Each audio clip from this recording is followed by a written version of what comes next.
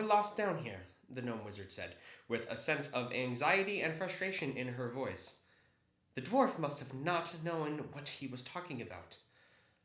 I'm not so sure about that, said the cleric as he traced his hand over the wall, his two Aasimar heads scanning the room. I actually don't think we're alone. Aye, says the dwarf, clutching his axe closer to his chest, and I think we've not been alone for some time, looking as the fighter's dawn blade began to glow as negative energy approached it.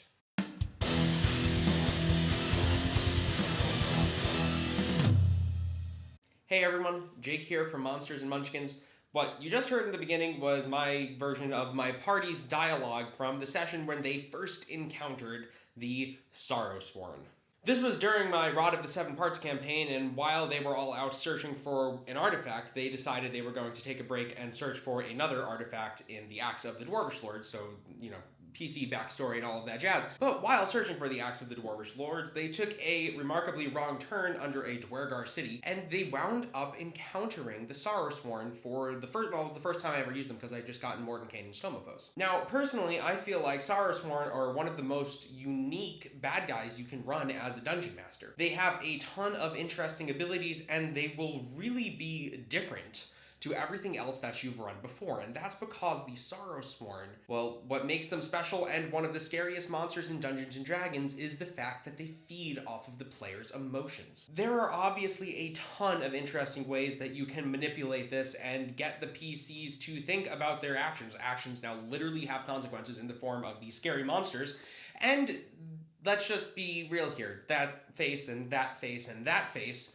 are just all things that are going to scare the crap out of your PCs because they are terrifying. So in this video, we're going to break down each individual Sorrowsworn, the situations where they will be used, where I'm thinking of possibly using them in my current Icewind Dale campaign, and the tactics and ideas behind each monster. Now, I've spoken a little bit about what Sorrowsworn are, but let's just dive into that just a little bit more before we talk about each of them individually. So, in the Feywild, creatures spring into existence based off of emotions around them. This could be joy, this could be excitement, this could be jealousy, this could be any of those typical Feywild emotions that we associate with the Seelie Court. But in the Shadowfell, what we associate with the Unseelie Court are the Sorrowsworn. So rather than getting some troublesome little pixies and nymphs, we get these bad guys. Now, they literally manipulate the negative energy around them to become a living creature. For the angry uses attacks to become more real. The lonely uses loneliness, and so on and so forth. So, these monsters are literally what your PC's nightmares are made of. So, the smallest of all the Sorrowsworn are the Wretched. Now, despite being the smallest of all the Sorrowsworn, the Wretched aren't to be taken lightly. Because of their diminutive size and strength, the Wretched really want to be in packs, outnumbering the PCs 2-1, or ideally they want to be outnumbering the PCs 3-1. So, I would recommend sending them after a party somewhere between levels 4 and 6. You can send them after a party's level 2 to 3 if you really want to put the fear of God into them. Typical for the Sorrowsworn, they have damage resistance to bludgeoning, piercing, and slashing damage while they are in dim light. Magical damage does not negate this at all. They have an AC of 15, they have 10 hit points, their strength is only 7, their dex is 12, their con is 9, int is 6, wisdom is 6, and charisma is 5. Now, the Wretched do have something kind of cool, and that's their own twist on vanilla pack tactics, and this is why they want to be outnumbering your PCs. So, the Wretched have advantage on all attack rolls while there is at least one ally within range of the person that they are attacking. However, if there is no ally in range, they have disadvantage, so the Wretched will always fight in packs. Now, the Wretched are too stupid and have no motivation or actual existence to care about, so the only time Wretched will ever turn tail and run is when the PCs begin to outnumber them in the fight. So now the Wretched can do something kind of interesting. After they've attacked a PC, they can latch on. Unless the PC is able to shake them off, they are now going to start taking 1d10 plus 1 necrotic damage at the start of each of their turns. And the Wretched will travel with them wherever they go. So now they have attached two-headed lamprey monster. The Wretched appear when something bad has happened. They are the Sorrowsworn that are there to remind you to have some kind of moral compass. So if your PCs have gone a little murder hobo-y on you, send the Wretched after them. That is sure to remind them, or maybe just throw them completely into the dark side, but it is sure to give them a message that something has noticed their behavior. Next up on the list, and the one that I wound up chucking into my Rod of the Seven Parts party, is the Lost. The Lost are a realization of people's anxiety and fear, and they are what the shadowfell births when that is sensed. The Lost are significantly more tanky and damagey than their cousins in the Wretched, so I would recommend sending a single Lost after a mid-level party, maybe levels 6 to 8, and multiple Losts are better saved for a party that is at least level 11 plus. Now, these multi-armed brutes have little spikes at the end of their arms rather than traditional hands, and use them to deadly efficiency. The Lost may make 2 attacks with its arm spike, or may exchange it for an attack called Embrace. Now, Embrace deals double the amount of damage, but it's only a single attack or opportunity to hit. However, it also grapples the target, frightens the target, and deals a ton of psychic damage to the target. When it takes damage, it can also use its reaction to squeeze the target and deal 4d8 more psychic damage. So it can quickly get out of hand, and if you have a Barbarian in the party, it's going to start bypassing the Barbarians, even a Bear Totem Barbarians, having all damage really fast, and the party's going to have to work together to get out of the situation.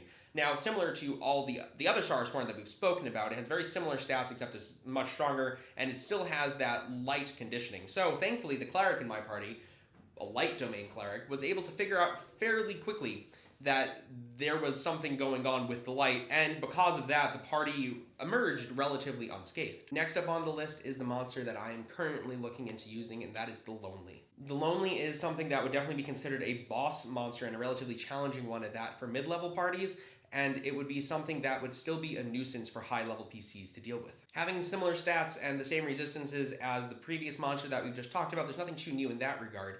But everything else about this creature is different. The Lonely appears and targets PCs that feel isolated or pushed out from the group, and they're a great way of reminding the party that everyone should feel included and should be working together. The Lonely is going to attack in a relatively similar manner to the last one. It's going to try to get as close to the PCs as possible and really wants to be in darkness, because without stealth proficiency, it's probably not going to be able to attack them that easily. Once it closes that distance to the PCs, it's going to use its relatively rigid set multi-attack to try to lure one in like the Lost, and once it does so, it's going to use its Sorrowful Embrace. However, unlike the Lost, this monster will turn tail and run as soon as it grabs the creature that it came looking for. Once this happens, it's going to try to get away as fast as possible, dispose of the creature, and take the remaining energy with it back to the Shadowfell. Finally, my favorite of all the Sorrowsworn, and the one that gets used the least, is the Hungry. Now, the Hungry is a monster that's not likely to turn up because somebody's probably a ranger or has the Outlander background and they're never hungry. But if your PCs are fudging their survival rolls in a mountain, in the Shadowfell, in any of those cases where it actually becomes relevant to keep track of your food, then the Hungry can actually get some use in. Now, because of life hunger, the Hungry is actually a creature that becomes very scary when you have a good healer in the party. The cleric that is healing is going to make the Hungry have advantage on attack rolls and deal 4d10 additional necrotic damage every time it goes and chomps on somebody. Its multi-attack is significantly more potent than the other creatures that we've talked about, and its grappling abilities is also a lot more scary. So the Hungry is something that a high-level party probably should never deal with, and that's why I because the high-level party is probably not going to be hungry, they're not going to encounter it, and that's really the only time you can use one. I could see an exception if you're in a town area where a lot of people are hungry. Maybe the Hungry makes an appearance and the party has to chase it off. Now, we've spoken a bit about actually using these guys. The tactics are, as we've talked about, the Wretched are pack creatures. They are going to attack in numbers and try to outnumber the PCs because they can't really deal damage any other way. The Lost and the Lonely are going to be the solo ambushy kind of creatures where they're going to try to get their targets that they're after and then get out of there.